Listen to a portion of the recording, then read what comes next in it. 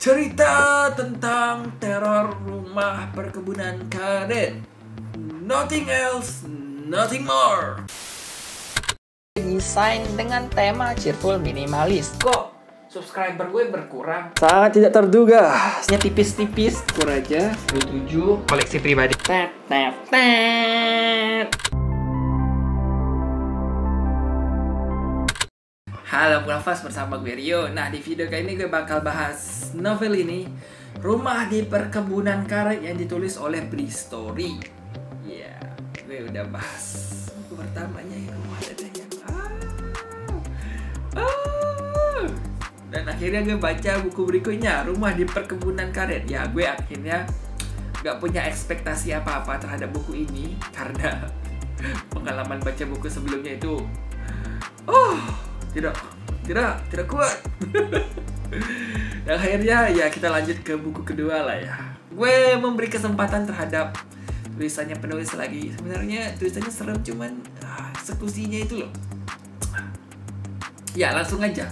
Rumah di Perkebunan Karet ini bercerita tentang seorang pria yang memperoleh penempatan kerja baru di sebuah perusahaan karet yang baru diambil alih oleh pemerintah.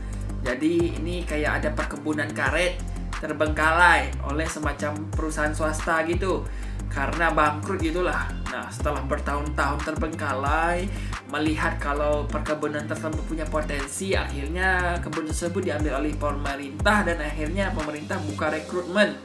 Dan hadirlah si pria ini, pamannya Bri. Jadi katanya ini juga dari kisah nyata, kisahnya si pamannya Bri.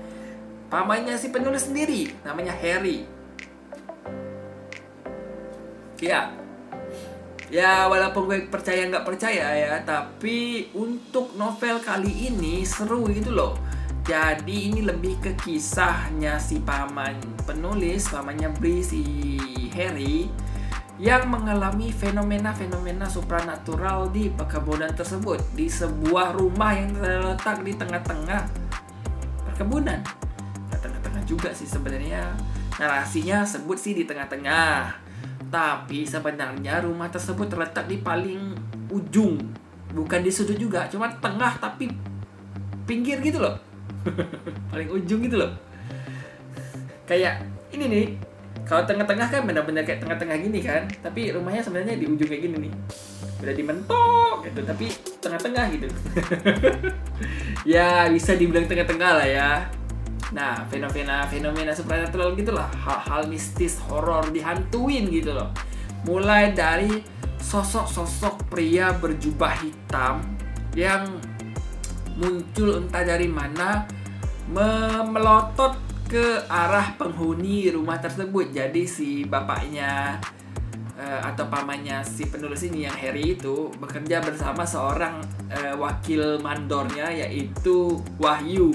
Mereka ini selalu melihat hal-hal gitulah, kayak tiba-tiba di balik pohon karet ada orang berdiri gitu natap ke arah mereka yang lagi nongkrong di depan atau di teras rumah, dan orang tersebut berpakaian hitam, misterius, dan ternyata kakinya nggak jejak di tanah. Atau kadang-kadang sekelompok pria yang berjubah hitam tersebut menggotong keranda, atau ada semacam nenek-nenek yang muncul entah di jam-jam tertentu yang random aja menyapu di sebelah rumah mereka, atau penampakan kayak sosok hitam gak jelas gitu di belakang rumah, tercium aroma-aroma kentang yang katanya pertanda kehadiran makhluk halus, yaitu pocong. Dan benar kehadiran pocong, mereka melihat pocong di sana, Pak Poci. Kenapa Poci? Gue taunya itu Poci itu teh loh. Kenapa sebutannya Poci ya? Gue karena tren pocong disebut Poci, dan teh yang sering gue minum itu adalah mereknya Poci juga, jadi kayak aneh aja gitu. Ya gitulah. Terus ada juga tiba-tiba suara srek kayak orang menggedor-gedor dinding atau mencakar-cakar dinding. Terus akhirnya muncul kayak sosok wanita yang katanya si kuntilanak gitu. Pokoknya macam-macam lah fenomena-fenomena di rumah di perkebunan karet tersebut. Ya, kurang lebih kayak gitu.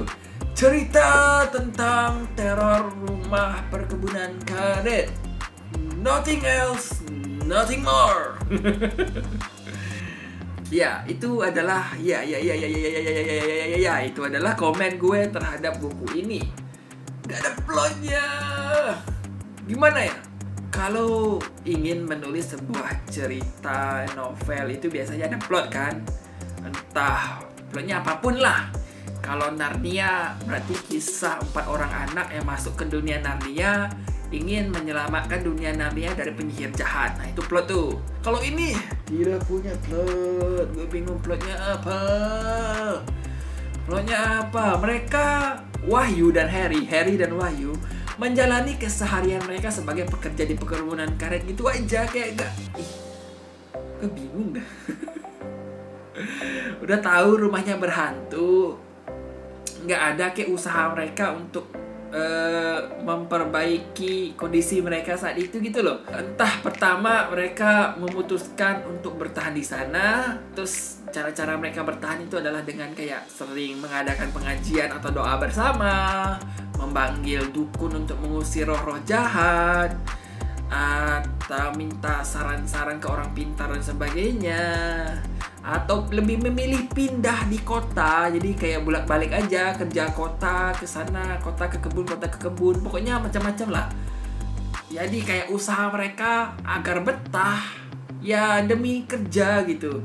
Atau plotnya itu mereka ingin mengungkap misteri di balik rumah tersebut, ada apa sebenarnya dari sisi sejarahnya, terus mengungkap fenomena-fenomenanya secara gamblang itu, kenapa, mencari tahu gitu loh sejarah rumahnya, sejarah kejadian di sana, kok bisa berhantu, ya menyelidiki gitu. Gue lebih menyukai gimana ada karakter sampingan seorang mantan mandor gitu, yang dulunya dia kerja di perusahaan swasta sebelumnya gitu loh, yang dia udah tua, udah pernah kerja di sana, udah mengalami hal yang sama dan cukup tahu juga ternyata fakta di balik rumah tersebut. Jadi si karakter mandor yang sebelumnya ini lebih inisiatif dan lebih punya plot dibanding karakter utama si Pak Harry ini. Gue bingung. Gimana ya? Karakternya itu yang si mandor lama itu, gue lupa nama bapaknya apa, tapi yang pasti dia juga pernah kerja di sana. Yang akhirnya perusahaannya bangkrut katanya setelah 2 hingga 5 tahun ke depannya gitu, setelah dia kerja gitulah. Akhirnya bangkrut, dan selama dia kerja di sana dia mengalami fenomena mistis. Cuma dia gak tinggal diam gitu loh, dia pengen tahu kok bisa ada fenomena mistis, apa penyebabnya. Jadi dia kayak cari tahu, pergi ke sana kemari, tanya ke orang-orang, tanya ke warga desa-desa di sekeliling perkebunan tersebut, yang akhirnya ya tahu penyebabnya apa. Dan itu lebih seru dibanding cerita Pak Harry. Kenapa? Ya itulah, pokoknya dari segi penulisan itu kayak nyebelin banget. Anggapannya antologi cerita horor aja, tentang bermacam-macam cerita horor yang terjadi di perkebunan karet. Dan sisanya ya serem sih sebenarnya, cuman ya gitulah, kurang lebih kayak gitulah gue reviewnya. Mirip-mirip dengan buku sebelumnya, cuman lebih better lah, horornya lebih dapet, lebih serem. Sosok Poci dan orang-orang berjubah hitam itu lebih greget, lebih menantang, lebih mendebarkan gitu. Dan sekian lah review gue untuk buku Rumah di Perkebunan Karet oleh Bri, dan sampai ketemu di video gue berikutnya. Bye.